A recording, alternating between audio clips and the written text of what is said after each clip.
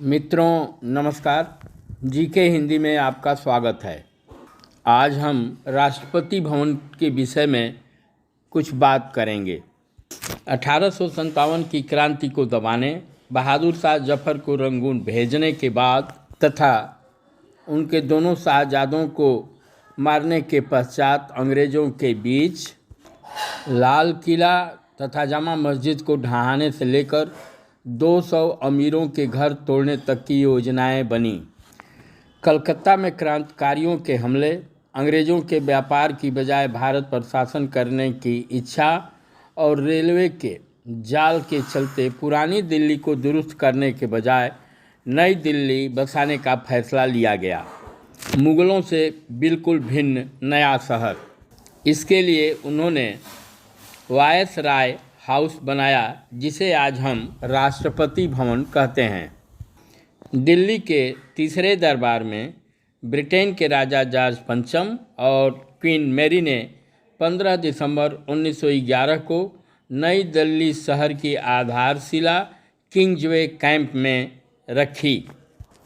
दिल्ली के तीसरे दरबार में राजा को 640 किलोग्राम चांदी के सिंहासन पर बैठाया गया था, जो आज भी राष्ट्रपति भवन में शोभायमान है।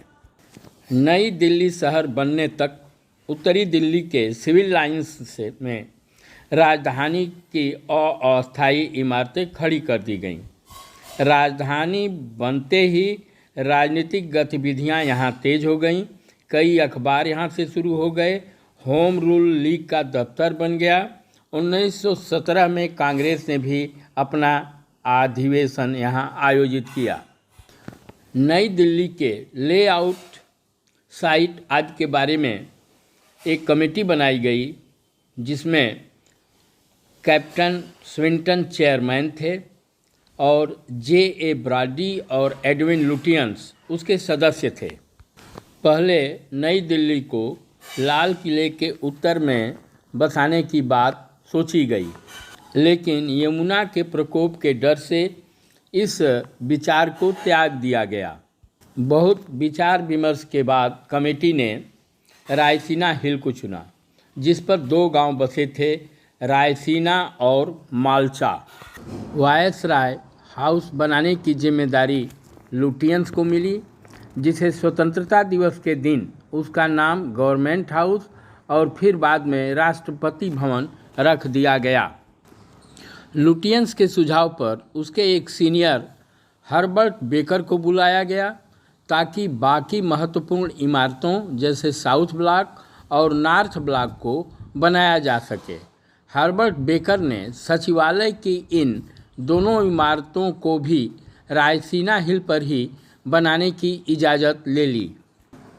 यही एक गलती लुटियंस से हो गई, क्योंकि विजय चौक से आज आपको राष्ट्रपति भवन ठीक से नहीं दिखता। तो इसकी वजह बेकर की योजना के चलते वायसराय हाउस को पूरे 400 गज पीछे खिसका देना था, जो बहुत बाद में लुटियंस को पता चला। किंग जॉर्ज ने भी लुटियंस को सुझाव दिया कि इसे मुग़ल स्टाइल में बनाया जाए। शायद इसी के चलते यहाँ के एक बाग को मुग़ल गार्डन कहा गया। वायसराय हाउस के निर्माण से पहले लुटियंस ने कई महीनों तक भारत की कई ऐतिहासिक इमारतों का दौरा किया। लुटियंस ने राजपूतों और मुग़लों के ही प्रतीकों को मिलाया। मुग़लों के पसंदीदा गुलाबी बलुआ पत्थर और राजपूतों के पसंदीदा धौलपुरी क्रीम बलुआ पत्थर को ही राष्ट्रपति भवन में सबसे ज़्यादा इस्तेमाल किया गया है। यूँ तो वहाँ कई रंगों के 10,000 घन मीटर मार्बल इस्तेमाल हुए हैं, लेकिन केवल गहरे चॉकलेटी मार्बल को खास तौर पर इटली से मंगाया गया था। बाकी सफ़ेद व गुलाबी मार्बल मकराना व अलवर से, हरा मार्बल बड़ौदा व अजमेर से, स्लेटी मार्बल जोधपुर से, पीला मार्बल जैसलमेर से मंगवाया गया था। सबसे ज़्यादा महत्व दिया गया विशाल गुंबद शिखर को। कई डिजाइनर खरीद की गई। 54 मीटर ऊंचाई बेहद मुश्किल काम था। शुरू में उसके साथ 2 फव्वारे भी बनाए गए थे, लेकिन बाद में हटाने पड़े। लुटियंस ने रोम पैंथियन को प्रेरणा बताया, लेकिन विशेषज्ञ इसे सांची के स्तूप से जोड़ते हैं। 5 बड़े भारतीय प्रतीकों हाथी, शेर, कमल, मंदिर की घंटियाँ और कोबरा का लुटियंस ने जमकर इस्तेमाल किया। कभी अपने बच्चों के लिए नाचते हुए हाथी की तस्वीर बनाने वाले लुटियंस ने यहाँ के दरवाज़ों, खंभों, तहखानों में सब जगह हाथियों को लगाया। इसी तरह जयपुर स्तंभ पर मौजूद कमल से प्रेरित होकर मुगल गार्डन में भी 2 बड़े फव्वारों की कमल के आकार में ही डिजाइन किया गया। साउथ कोर्ट में 2 खंभों के शीर्ष पर फन फैलाए कोबरा को देख सकते हैं। कर्नाटक के जैन मंदिरों से घंटियों की प्रेरणा राष्ट्रपति भवन की पत्थरों की घंटियों में दिखेगी। तहखानों में लगे खंभे अजंता की गुफाओं जैसे मिलेंगे तो बालकनियों पर राजपूतों की छाप देखने को मिलेगी। इसी तरह जयपुर स्तंभ के पास बैठे हुए छोटे शेरों की एक लंबी कतार दिखेगी। सर्वविदित है कि भारत और ईरान में शेर को हमेशा से शाही प्रतीक माना जाता रहा है। योजना के मुताबिक इस भवन को 4 साल में पूरा करना था, लेकिन प्रथम विश्व युद्ध, बढ़ते बजट आदि के कारण यह भवन 17 सालों में बन करके तैयार हुआ। राष्ट्रपति भवन का दरबार हॉल आज पुरस्कार समारोहों के लिए मशहूर है।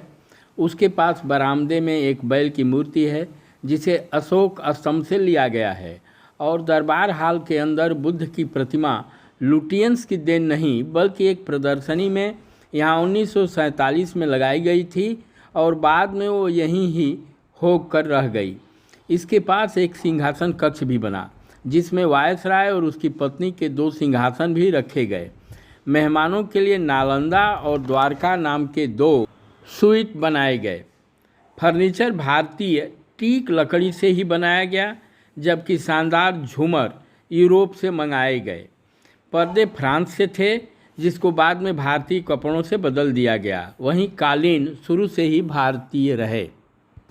लुटियंस ने पहले 2 बागों के बारे में सोचा था, एक जनता के लिए और दूसरा वायसराय के लिए, लेकिन लेडी हार्डिंग के कहने पर उसने मुगल गार्डन डिजाइन किया। इसमें भी यूरोपियन प्रभाव काफ़ी है। शायद ही कहीं सुंदर फूलों और औषधीय पौधों की इतनी प्रजातियां कहीं और मिले। 250 से ज़्यादा तो गुलाब की प्रजातियां हैं। वायसराय हाउस के अलावा यहाँ 42 और इमारतें खड़ी की गईं, जिनमें टेनिस कोर्ट, गोल्फ क्लब, अधिकारियों के बंगले, स्टाफ क्वार्टर्स आदि हैं। जयपुर के महाराजा सवाई माधो सिंह ने दिल्ली दरबार की याद में 145 फुट का एक जयपुर स्तंभ वायसराय हाउस में बनाने का प्रस्ताव दिया, जिसे लुटियंस ने डिजाइन किया था। इसके अंदर 5 स्टड की स्टील रॉड है, जिससे शीर्ष पर बने कमल व स्टार बंधे हुए हैं। निर्माण सामग्री लाने के लिए रेलवे लाइन बिछाई गई। वायसराय हाउस को बनाने में कुल 70 करोड़ ईंटें और 30 लाख घन फुट पत्थरों का इस्तेमाल हुआ है। इस तरह 20,000 वर्ग फुट पर 340 कमरों का विशाल परिसर खड़ा किया गया। कुल 23,000 मजदूर लगातार लगे रहे, जिनमें 3,000 तो केवल पत्थर काटने के लिए थे। कुल 1.4 करोड़ रुपए का खर्च उस वक्त आया जब लॉर्ड इरविन 23 जनवरी 1931 को वायसराय हाउस में आए, तो लुटियंस ने थोड़ी देर के लिए डिनर से बाहर आकर यहाँ की दीवार को चूम लिया। आखिर उसकी बनाई यह इमारत सैकड़ों साल उसका नाम जिंदा रखने वाली थी। 5 वायसराय इस भवन में रहे। सी राजगोपालाचारी के बाद सारे राष्ट्रपति इसमें रहते आ रहे हैं और सभी ने इस पर अपना कुछ न कुछ असर भी छोड़ा है। सी राजगोपालाचारी ने यहाँ कुछ मैदानों को खेतों में बदल दिया और अनाज उगाया। आर वेंकटरमण को कई मशहूर पेंटिंग्स लगाने के लिए जाना जाता है, तो राजा जी, राजेंद्र बाबू व जाकिर हुसैन अपने साथ चरखे भी लाए थे। राजेंद्र बाबू ने मुगल गार्डन को सबसे पहले जनता के लिए खुलवाया था और तब से परंपरा आज भी कायम है। प्रणब मुखर्जी ने राष्ट्रपति भवन को स्मार्ट बना दिया। Sewage treatment plant, studio apartments, residential blocks, Ayush wellness centre, intelligent operation centre, e gift management system आदि उन्हीं के काम हैं।